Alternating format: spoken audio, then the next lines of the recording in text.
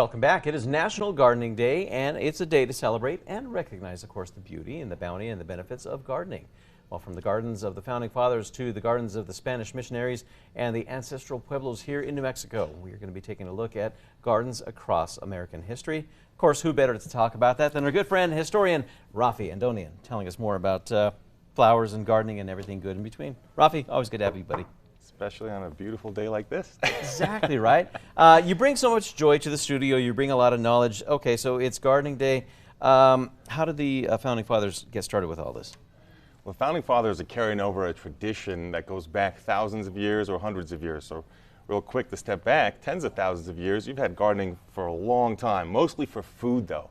And then in the ancient world, in ancient Egypt and Greece, you have gardening also. They grow things like pomegranate, even vineyards for wine. Pomegranate's my favorite, by the way. I love it. And then what happens, though, what's important to realize when we get to the Founding Fathers, there's decline, actually, for centuries until Queen Elizabeth I, who was queen a little more than 400 years ago, during the time that Virginia was founded, was named after her as a Virgin Queen of England. And so that establishes that tradition of bringing ornamental gardens into England's culture, makes it trendy again, and then over to the colonies. So 150 years after Queen Elizabeth, when you had the founding generation, the idea of what they would call pleasure gardens is well established. Now, they grew food and cash crops too. 90% of the founders, including Thomas Jefferson and George Washington, were farmers. They did that kind of garden that goes back thousands of years. But what they had also inherited was that Queen Elizabeth tradition from 150 years prior to have that pleasure garden that they called, these beautiful ornate gardens. John Custis IV was one of the people that was like really well known. That is George Washington's wife's first husband. He really made it popular, in the founding era. Yeah. One of the best known. Wow. And you're right. I mean, and I think Queen Elizabeth I had the right idea. It's like it brings pleasure to the eyes because it's relaxing and it perks up our surroundings. Just like they say. Yeah, very absolutely. Cool. It also helped America kind of become a little bit more urban as well, right? Well, after that period, what happens is, of course, going from 90% farming, you have an increasingly urbanizing country in the 19th century. So we're talking 1830s, 40s, 50s, 60s, 70s.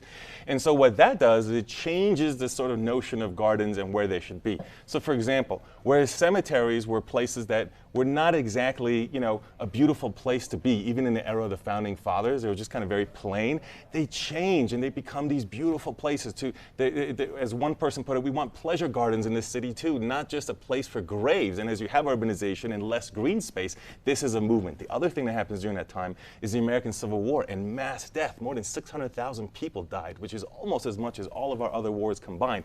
Well, now there's a public health crisis of what are we going to do with all these bodies? So again, the notion of gardens and cemetery. So all these things come together. Now the notions of death change and they become more glorified. So if death was seen as tragic, now it's seen as glorious. There's even some poetry in the era that really glorifies and even calls death pleasurable. But that then in return affects cemeteries again, where you have these more ornate sort of monuments, if you will, and of course more religious symbols than you did before in this period as well. So gardens start to get interlaced with cemeteries in American cities in the 19th century. What's funny is you kind of cleared up a lot for us. So like in the booth, we were watching the footage earlier, like, did we just show cemeteries when we're talking about like flowers and life? Exactly. But there's the reason why we've been showing these cemeteries for That's right, and people would go there even for an afternoon to picnic there and spend a day at the garden, not just to visit graves. And to this day, for example, Oakland Cemetery in Atlanta, which is some of the photos that you were seeing, people will go there and go running through the park, just an urban park, even if you don't have people buried there.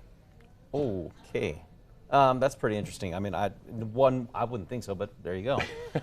Gardening here in New Mexico, I mean, we've had to adapt for our climate and so on and so forth. Right? That's the big story here, right? So in New Mexico, you have the Pueblo Indian cultures, who, of course, are agrarian peoples. And that means that farming and gardening in some form has been part of the culture and traditions for thousands of years.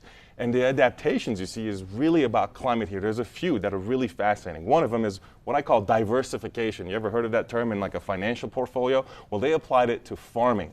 What that means is that, for example, they would have little pieces of plots in different areas because it's not always reliable that any one area is going to yield what it's going to give. So, for example, you go higher elevation, you're going to have more water, but you also have a chance of an early frost that can ruin everything. You go lower elevation, you're going to have less chance of frost, but also less water. So you're putting them in different places, hoping that some of them come through. A couple other things that you see is terracing, which they would put plants on different terraces so that they can capture water and reduce erosion.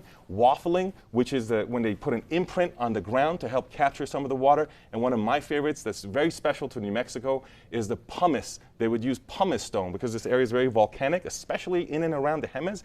And that volcanic stone is porous and sponge-like, so it absorbs water. So they would use pumice a lot so that it can absorb and hold the water that they do get. And so this way that allows for the plants to flower later. So that is really what makes all those components together really special in New Mexico. And a great place to see some of that is Bandelier National Monument. Bet you didn't think you were going to learn that much on a Friday morning, right? When we have Raffi on, that's how it goes. Raffi, where can we find more information? Here in New Mexico, I would check out Bandelier National Monument. The website for that is nps.gov, as in National Park Service, nps.gov/band, B-A-N-D. That's where I would go. Raffi Andonian, always a million thanks. Appreciate it. Thank you. Yep. For a full recap of this entire interview, we will have it later on this morning, always on KRQE.com.